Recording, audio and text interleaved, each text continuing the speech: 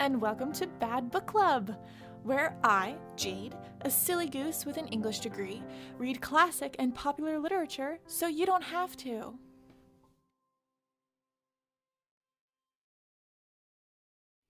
Welcome back, Bad Book Club listeners. Thank you for continuing to listen and for being awesome today. Today we're getting closer and closer to Halloween, so we are discussing one of my favorite spooky novellas ever. I read it several years ago, and I was honestly surprised by how much I had forgotten in that time because it's so short. I was like, I remember this, and then I read it and I was like, I don't remember this. But for those of you who don't know, a novella is just a really short novel or even like a long short story. So this one is very short, very easy to read. I wanted something short before I talked about it, and I'll talk about more about that at the end of the episode. But anyway, Carmilla was published in 1872 as a serial, so that's whenever they put it out like chapter by chapter, in something called Dark Blue, which was like a magazine at the time. Secret Garden was also that way. And I like a book when it's done like that because I always feel like it's really engaging because each chapter has to have its own exciting event and it has to be interesting enough for people to keep reading it. So I really like anything that was a serial. I feel like that means that it's a good book. What's interesting about Carmilla is that it predates Bram Stoker's Dracula by around 26 years, and it was chiefly referenced as its strongest influence. And it depicts the very first like occult detective in literature, and it also was considered to be like the third book to ever depict vampires, predated by something called The Vampire and the penny dreadful Varney the Vampire. So as you can see, I got excited about the history of it, and I went on like a really big deep dive about it. It was written by a dashing gentleman with an exciting mustache called Sheridan Le Fanu. That's how I'm going to pronounce it. I don't know how to pronounce it, but that's how I'm going to say it. He's an Irish writer who was well known for his writings of ghost stories, and I'm going to post a picture of his beautiful mustache on the Bad Book Club pod Instagram if you want to check it out. He was central to the development of the Gothic in the Victorian era. So we've touched on the Gothic before, and I'm sure you've heard of it or at least aware a bit of what it means, but in literature, it has its own tropes and mannerisms, so I'll tell you those now. First of all, because I'm a big nerd, I know that the Gothic was a branch of Romantic literature that became popular in different areas at different times, but mostly in the 1800s to the 1900s, which was also mostly known as the Victorian era, where Queen Victoria reigned and Romanticism ran wild and free. This was also the time that novels really became the thing to read. It's weird to think about, but before novels were a thing, they read these things called epistolary novels, which are like fake letters that were sent between two people, or they read like essays and poetry and stuff like that. So fun fact, novels were considered really trashy, and if your daughter was reading a novel, that's so like dramatic that she shouldn't be reading a novel. Oh my gosh. So, but then Romanticism arrives, which is like especially wholesome and cute, and people chilled out about novels a little bit. Famous romantics you might know are like Jane Austen, Walt Whitman, Lord Byron, all that. It had less to do about actual romance and more to do about writing about the individual experience, freedom, love, self-love, delving into our emotions, nature. It had a lot to do with like rural life, family and children, beauty, like soft, sweet things like that. It was really like, oh, it's so romantic. Oh, okay, Jade, shush. So what is the Gothic, and why did scary Gothic things come from sweet, soft things like romance? You know, how did that come about? Basically, in literature, the Gothic is sort of the study in something called like pleasurable terror. It does this by combining fiction, horror, death, and you guessed it, romance, and the beauty of death, and all those things I mentioned. Basically, by combining all these things, it can get freaky and downright spooky, and Gothic novels also include like monsters, messing with death and mortality, spooky castles, nightmares, all that jazz. Basically, Dracula, Frankenstein, Poe, very dramatic. Anyway, you can see where Carmilla engaged in some of the classic vampire rules that we know, but in a way, since this book has none of the rules that we're used to with vampires, I feel like it's especially spooky since you have less to expect while reading. You know, like you're like, oh, this is like different than what I was expecting. And like one doesn't have to invite the vampires in this book. So with that spooky statement, let me tell you what happens in Carmilla.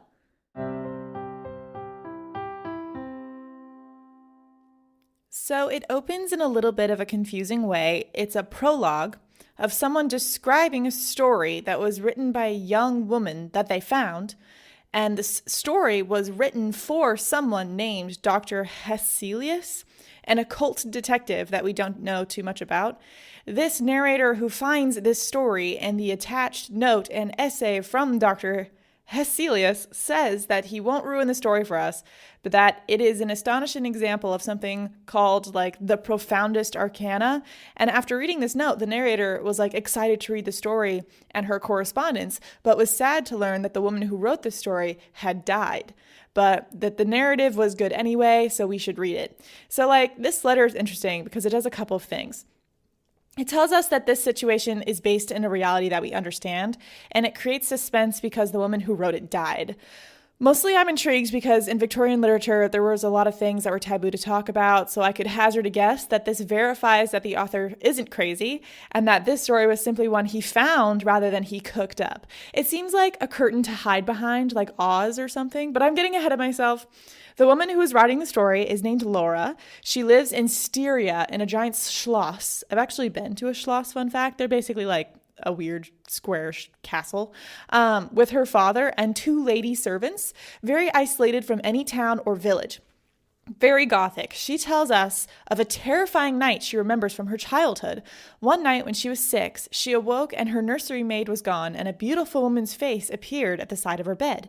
The woman crawled onto the bed with her, caressed her softly, and pulled her in for a hug. Laura fell asleep in her arms until the sensation of 2 needles plunged into her quote-unquote breast. I'm assuming that just means like her chest area, so I'll be saying breast, but that's what I mean because that's what she says. She cried out, the woman slipped under the bed, and her maids came in, and they remarked at the warm spot under the bed on the bed that implied a person had actually been there. So very spooky. Also, is this where the monsters under the bed thing started being a fear? That's like a very primal, scary fear that we have when we're children. And I don't know if I've ever actually seen it in a story until I read this one. Like she slipped under the bed, and I was like, that's not allowed. Like you can't do that. That's too scary. I don't appreciate that, Lefanu.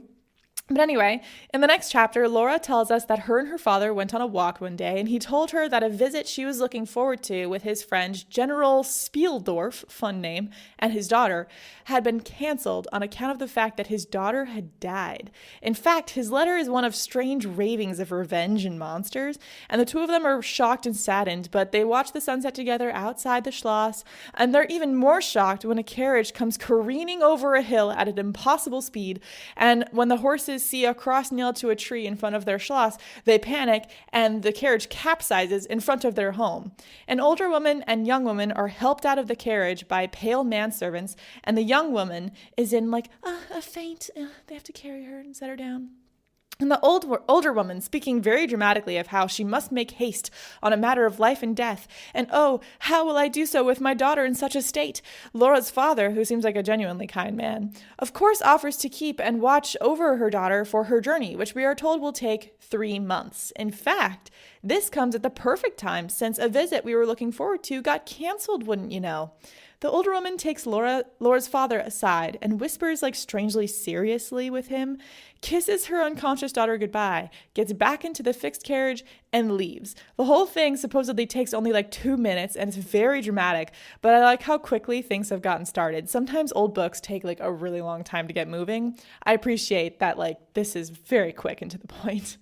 One of the female servants, her name is Madame Perrodon, goes to the aid of the young lady, who awakes in confusion and sadness at her mom's unexpected departure and is taken to her room to rest. Laura is super excited to meet her, this poor lonely gal, and she's around 18 years old, I think. Everyone in the house thinks that this guest is extremely beautiful and sweet, but the lady servants are uncomfy by the dark, leering creature they thought they saw in the carriage as it rolled away. During this time, while they're all talking and the lady's sitting upstairs, her dad tells Laura that the woman told him, in her whispers, that her daughter was somewhat of an invalid, but she was of sound mind, and that her daughter will keep to herself about who they are, where they were going, because it's of vital importance, and like it's very secret, which is extremely interesting. And after a time for the guest to collect herself and a doctor visit just to be sure she's fine, Laura goes upstairs to meet her. And wouldn't you know that upon seeing her for the first time, it is the face that haunted Laura 12 years ago in her sleep. The girl mentions that she also had a strange dream about Laura. Apparently in her dream, she was in a new room and being frightened, crawled under the bed. When she came out, she was in Laura's room and saw Laura's shocked face. The guest says that Laura's looks won her over, and she crawled over the bed to cuddle, and then she fell asleep until Laura's scream when she again hid under the bed.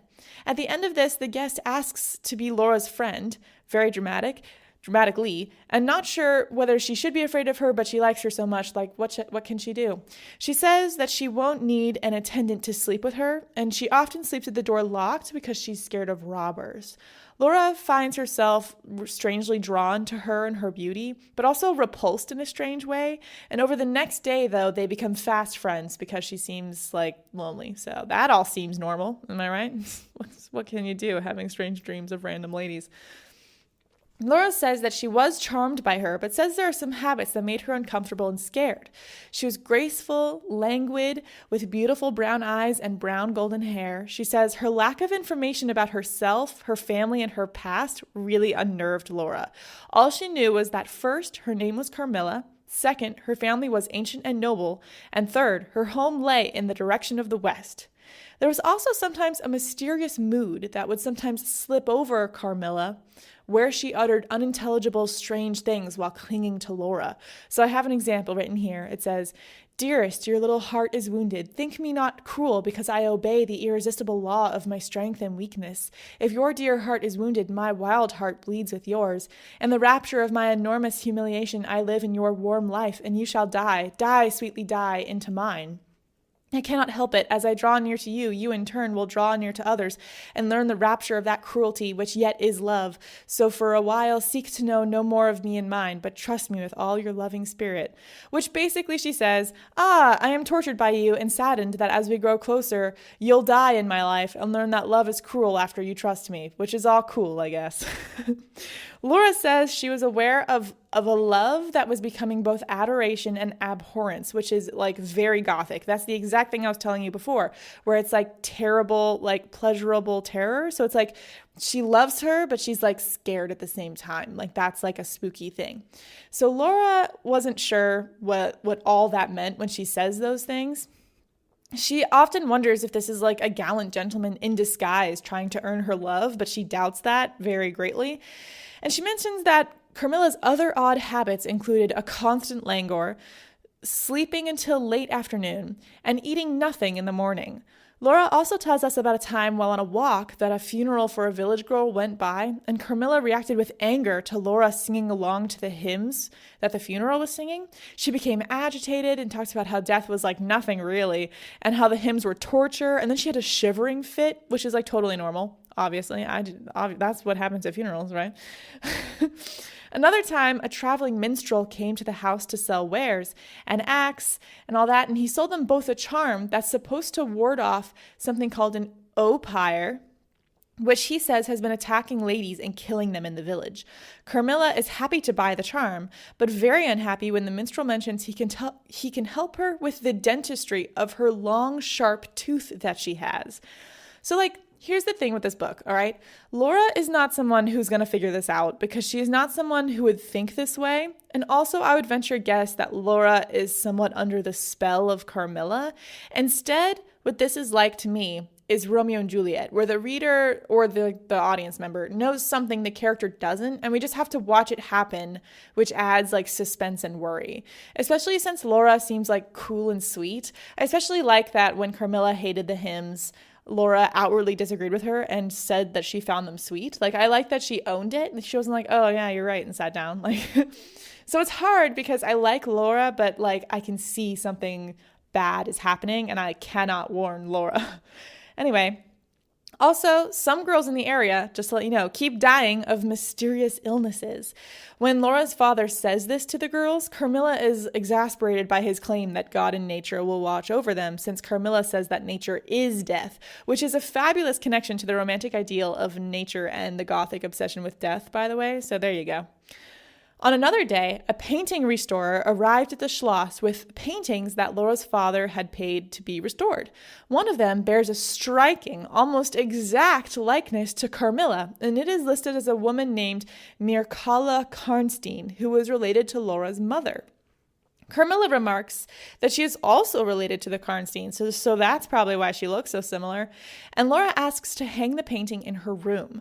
Carmilla is flattered by this and says that she's never been in love and never will unless it's with Laura, which is very subtle.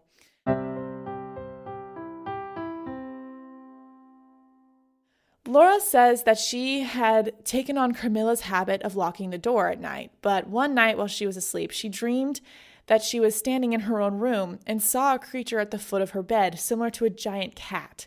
It paced at the foot of her bed for a while, getting faster, sprung forward, and she felt 2 large needles pierce her breast and awaken her. She saw a female figure at the end of the bed, and then the figure disappeared at the locked door. Laura is thoroughly spooked and sticks around people all day the next day, and even tells her lady servants, who are mostly dismissive about what happened. They're like, oh, what a scary nightmare. But they do discuss a woman that is being seen at night walking around in the lime trees at the property. She's been spotted by several workers. And Laura says, don't tell Carmilla because she'll be scared by that news. And Carmilla comes downstairs later with a story very similar to Laura's, claiming that in her dream, the minstrel's charm that she bought kept the monster from her. By the way, it's obvious how manipulative Carmilla is. She very often paints herself as a victim or someone in a weakened and frightened and fragile state in order to appeal to Laura, her father, the servants, all that jazz. For the next several nights, Laura sleeps with the charm close to her head, pinned on her pillow, and she sleeps heavily and dreamlessly, but finds herself feeling weaker, paler, and more nervous every day. She refuses to see doctors, feeling like she's simply weak, not ill. In fact, she says that there was at this time a strange fascination she had with her symptoms and Carmilla's increased attention because of it.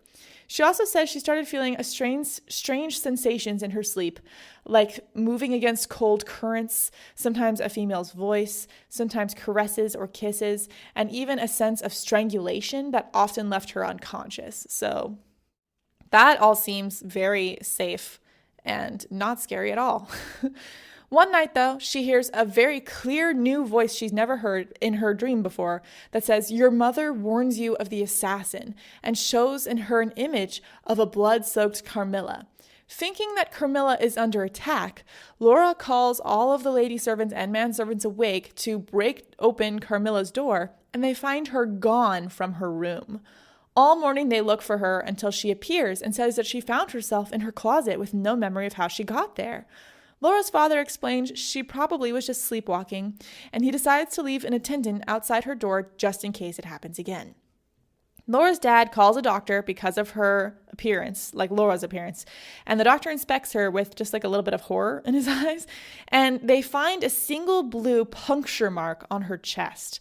Her father and the doctor assign a person to be with her at all times. I get the idea that the dad is suspicious of something and occasionally suspicious of Carmilla, but that he doesn't know enough to take any action on it. And luckily, I feel like he makes good choices, which I appreciate. That same morning, her father receives a letter from his friend, General Spieldorf, saying that he will arrive sometime soon, that he's on the way. Her father also suggests a carriage ride and picnic that Carmilla will join when she wakes up at the nearby Karnstein ruins. The Karnsteins are that woman from the painting, I forget her name, Mirkala or something. So that they want to go to those ruins and the ruined village and look around. On their way to the ruins, she gets all ready, they load up into the carriage.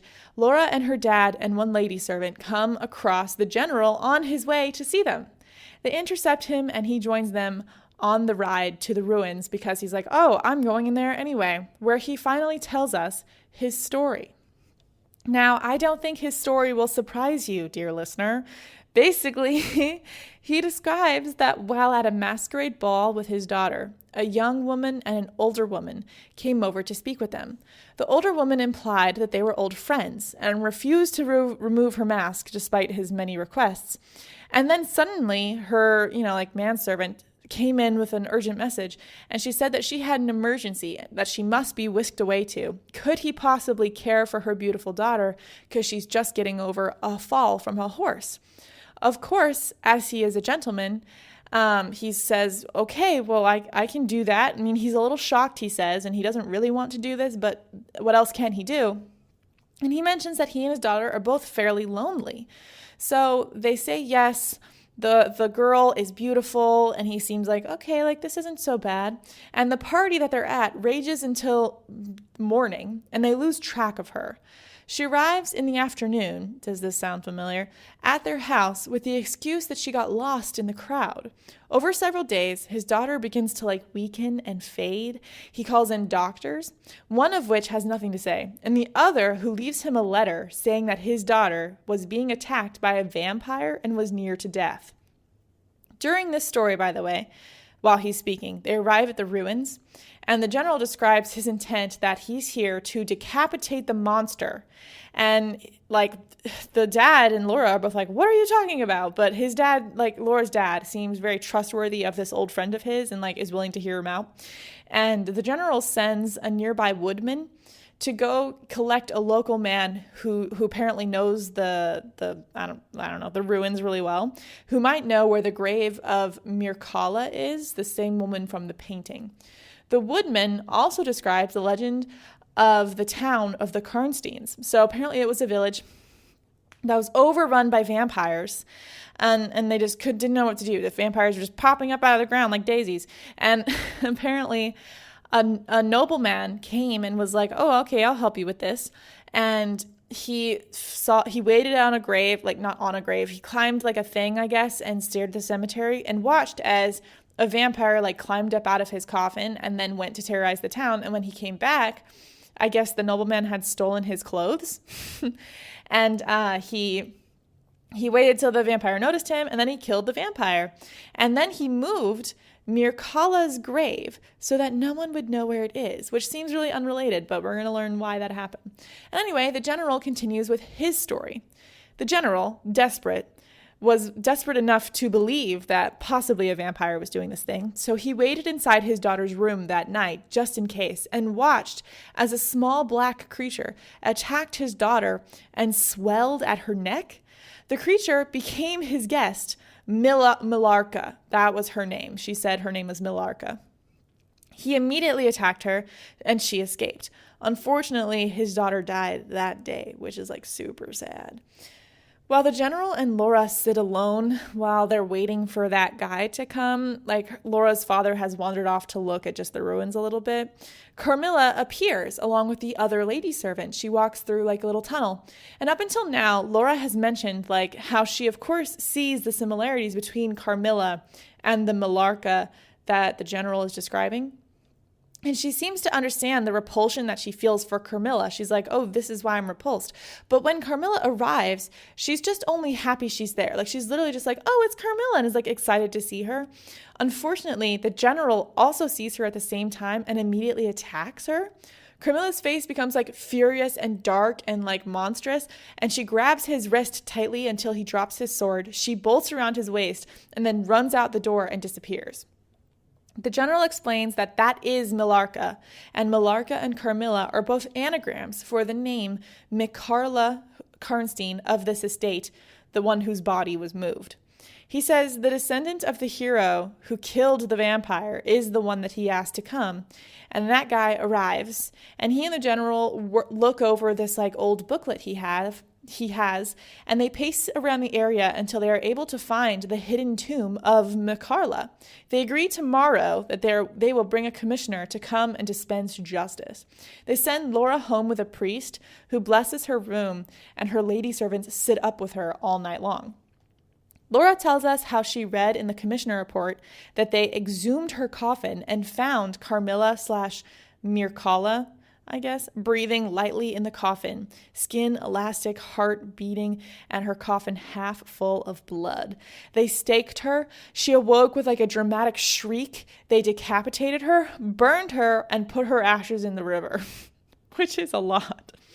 In the conclusion, Laura writes that the man who found the tomb, his name was Baron Vordenberg. The names are so fun, honestly. What are they? He was somewhat of an expert on vampires. He describes that the vampires aren't pale or cold, but seem just like normal humans. They sleep in their coffins for daybreak, although he's unsure how they get to their coffins from afar.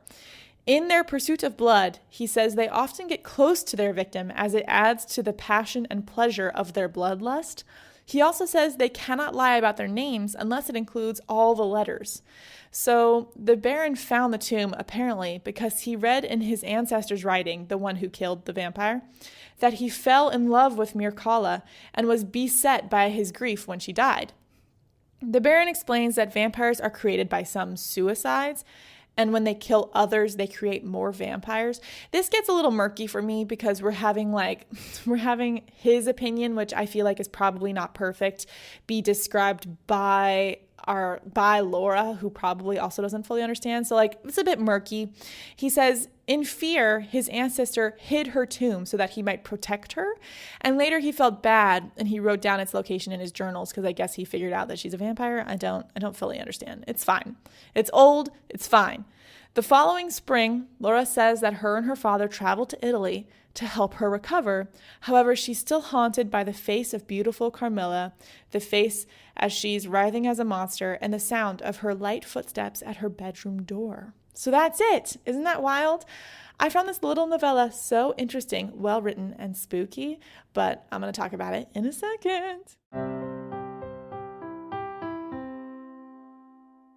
One of the first most striking things you may have noticed is the relationship between Carmilla and Laura.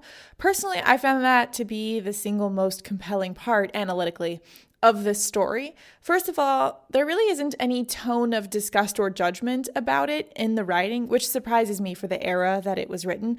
Of course, the lesbian character who is depicted, Carmilla, is also a vampire. It seems like a very layered treatment of the topic of lesbianism. So often in the Victorian era, some topics, such as lesbianism or anything slightly taboo, was written about in terms of vampires or the supernatural because it made it acceptable to talk about. The same way that the letter at the beginning makes this Gothic story something acceptable to write about. I'll explain it a bit better. Basically, in the Victorian era and the Romantic era, there was this surge of writing about entirely new topics: nature, beauty, the individual. Before this, writings like that were not really accepted, and when the Gothic came out of the woodwork, anything supernatural for entertainment was also brand new, and I'm sure could have been an issue. So I have friends now who aren't allowed to play Dungeons and Dragons because their parents think it's a cult. So in the 1870s, I feel like writing about the supernatural was probably pretty jarring, so the letter at the beginning makes the book more palatable because it implies, falsely, that the author just came across this story instead of writing it himself. I imagine it was like a letter that said, by the way, I'm not crazy, this was just someone else's experience. I think the same could be said for taboo, at the time, subjects such as homosexuality. In literature, I think it could be argued that vampires and supernatural subjects arose from the want to talk about taboo subjects, but in a way that made it not too real, and also denounced it as evil. It's like, oh, I'm not saying this is cool, I'm just writing about it, So I think that could have been the case here. While Carmilla is a vampire and has strange habits, she kills the Baron's daughter pretty quickly, and for some reason, Laura lives much longer, nearly 3 months compared to the village girl's 3 days. To me, that implies that the feelings Carmilla had were possibly real. She even alludes to Laura dying and becoming one with her forever pretty often. And Laura doesn't experience the first bite until she asks for the painting of Carmilla to be hung in her room, which Carmilla instantly notices and then says that she's in love with her. So I imagine Carmilla wanted to change Laura into a vampire so they could live together forever in love, which isn't entirely an evil thing. I mean, it is a bit because she wants to kill her, but the feelings of love are still there. I'd also argue that while Laura doesn't seem to understand the death stuff, she does seem to understand Carmilla's more than affectionate love. She even thinks Carmilla at the beginning might be a man in disguise, but she dismisses that. And there are some things about Carmilla's nature that frighten her, but she has trouble accepting any problem with her, because I think you could make the argument that this lonely girl who lives in a Schloss all alone with her father was happy to be experiencing love with Carmilla, like someone beautiful and charming and interesting. I feel like I could write a whole essay about this from both sides, like the side that this book was surprisingly not very homophobic for the characteristics he could have chosen for Carmilla and her intentions, despite the expectation that at the time she should be depicted negatively. Sorry. However, one could also argue, of course, that his choices to make her manipulative, a vampire, obsessed with lust and love, preying on the weak and lonely, that would make her evil. Unfortunately, these are simply the qualities that we associate with a vampire too. So it's a character who puts their own desires before another's life. So basically, what do you think? From what you've heard so far, or if you read it, maybe sit down and ask yourself how you think he addressed the issue. I think English literature is great in its ability to be seen in many different ways, and I often didn't grasp that quality until college when teachers said, "Hey, what do you think?" Because for the most part, I feel like you can argue most sides of a conversation. I feel like you can argue, that this was homophobic, or you could argue that it's not homophobic, and if you have the evidence to support it, then you're right. If you can point to a passage and say, but look here, you're somewhat right, So if you want to be an expert, try to make an opinion based on nothing but a couple passages. You're basically an English major. The other thing I found incredibly compelling about this book was the vampire laws and rules that we're used to. There are some differences and similarities, and I can even see how these things developed in literature through the years, which I was unnecessarily excited about. First, the idea that vampires can walk around in daylight. She is often awake in the afternoon, but only seems to have issues with early dawn and daybreak, where she must be in her coffin. And two, speaking of coffins, she sleeps in one. However, it's full of blood, which is very spooky.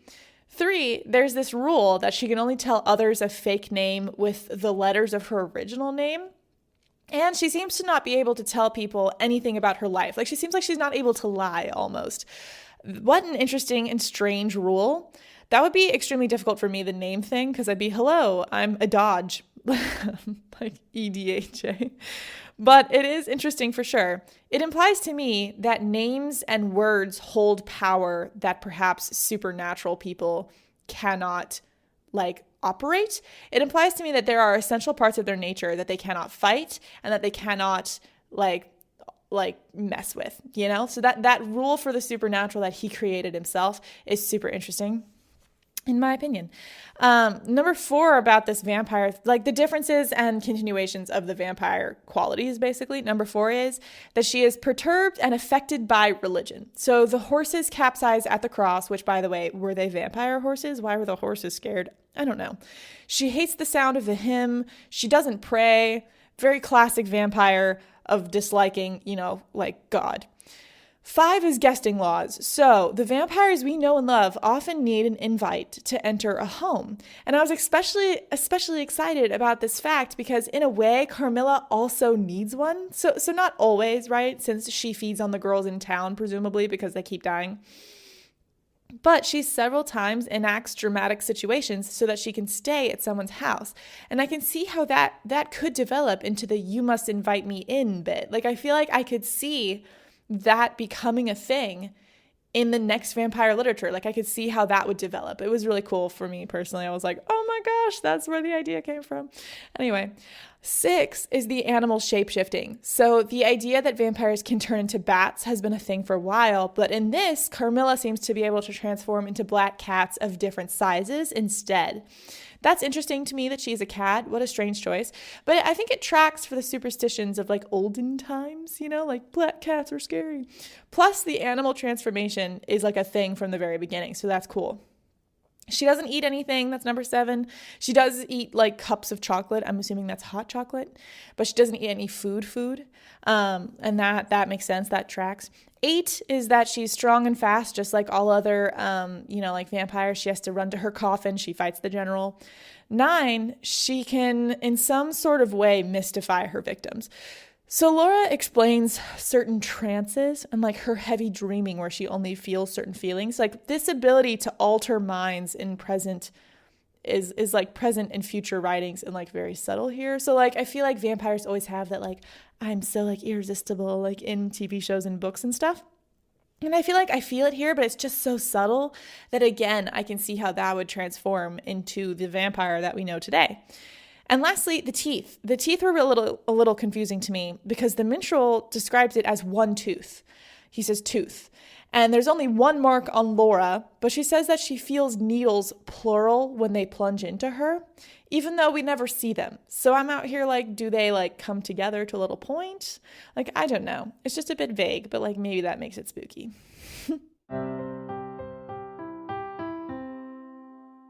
There were some things that did confuse me about the book, but in a way, I feel like it tracks because Carmilla says nothing herself. Like, all the information we learn is through Laura, and I doubt that the people in this village or in this time or in this world would fully comprehend the nature of Carmilla. And obviously they don't know the answers because they kill her, right? So they can't ask her, why did your horses like get scared of the cross? You know, like, like they don't know. So like, I feel like it tracks, but it does leave me with questions like that. Like, why were the horses scared?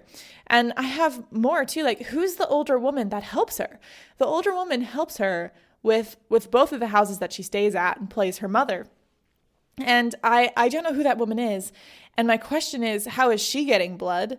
And why does she take so much time out of her schedule to help Carmilla, like, kill others, I guess? Like, I guess I'm confused by that relationship. Like, is she a vampire at all? Like, I don't get it, but what can you do? I'm also I don't understand why their horsemen are pale. So, like, are they human and they feed on them? And if they feed on them, why are they okay with it? Like, I feel like I'd quit my job if I was, like, having nightmares on the road every night. Like, I don't know what that would be about. My other question is that at the very beginning, the lady servants see a face in the carriage window, like separate of the old woman, like another face that's like really drawn and angry and dark and furious. And I don't know who that is. Like, we never talk about that family. And I'm wondering if that is the old lady, but they thought it wasn't her. I'm wondering what was that? Like, I'm just so curious. I want to know what it was, but sadly Carmilla's dead and she can't tell me what it is. I also have more questions. I just have a lot of questions. I just want to know more. I have if every time she bites someone, they become a vampire, wouldn't that mean that the general's daughter would be one? Like, that bit I think is a little underdeveloped because wouldn't the daughter become wouldn't the girls who just died, like the funeral and all that, be vampires now? Like, that doesn't seem like you rid the area of vampires if she killed like 6 people, you know? But like, maybe that bit is underdeveloped. I also wish we just got more about that cool detective that is like barely mentioned in the beginning. Like, he's the only one in the whole like history of literature who's like mentioned ever, but like he's only briefly discussed in passing. And he seems like a cool dude. And apparently he talked to Laura for a long time and convinced her to write down this story and send it to him. And I wish that we knew him. So basically, though, you guys, I just think this book is fun and spooky and interesting. It is very short, easy to read, and really just fun. Since the idea of a vampire is a far less like formed thing, I also think it's like just a little scary because it's also just unexpected. I love short and interesting chapters. You know this about me by now. And that's no doubt because it was like a serial, you know, like it was published serially. And I also love the characters. I find them all to be really compelling and interesting, and I got really invested in their stories very easily, despite how short this book was.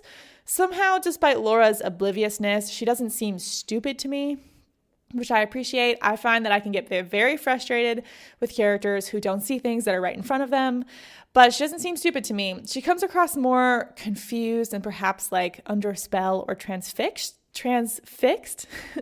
which I feel could be accurate for the situation. I think vampire, I think that's also accurate in the fact that if I had a friend staying over and I started to feel bad, I would not be like, she's a vampire at the very first thought. Like, I feel like that's a realistic way to think of it. Because technically she doesn't do anything like in Twilight where she picks up a car, you know, like she's just around while you start to feel bad, right? So like, it's hard, I think, to be like, oh, it's because she's a vampire. So that makes sense for me. I also liked a lot of the small scenes he included that were a bit odd. So like the idea that her mom or some ghost of her mom warned her of an assassin, even though Laura doesn't like get it fully, it does lead to like certain conclusions about her and tells us more information about Carmilla. And since Le Fanu writes ghost stories well, the ghost seems like a really interesting quality that furthers the idea of the supernatural being a part of our world. There's also the minstrel, who has like a kind of third sense and maybe giving like a warning to Laura. And then there's the painting that happened to be restored at the exact same time that like Carmilla came. So like it's so interesting that her dad like saw that painting and was like, who is this? And like sent it off right before Carmilla visited. I even like that the story is named Carmilla and not Laura. I think that is so interesting because it implies to me that this is the story of Carmilla, not of Laura. In a way, I think Carmilla is the mystery and who we are most invested in, which I think is super interesting, especially since if you want to think about it as Carmilla being a lesbian, that she is the main center of this story.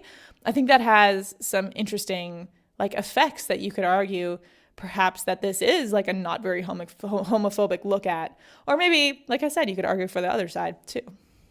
I liked seeing all of the elements of romanticism and the Gothic in it. Like they were very clear to me.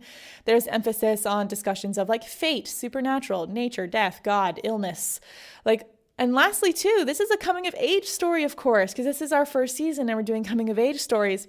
And I think that this is not just a coming of age story for Laura, who wrote this, but maybe even Carmilla. Like, I know she's supposed to be old, right? Like, she's an age-old monster. But she does, I think, my guess is that she experiences true love for the first time. Like, a love that ultimately leads to her destruction. Like, that might be her coming of age, because even if she's a monster, she's still 18 in her physical properties, I guess. I'm getting really into this like supernatural world that I don't know very well, but basically, I mean, Carmilla loved Laura enough that she literally went on a picnic with them to the ruins, knowing what that location means to her since her literal grave is there.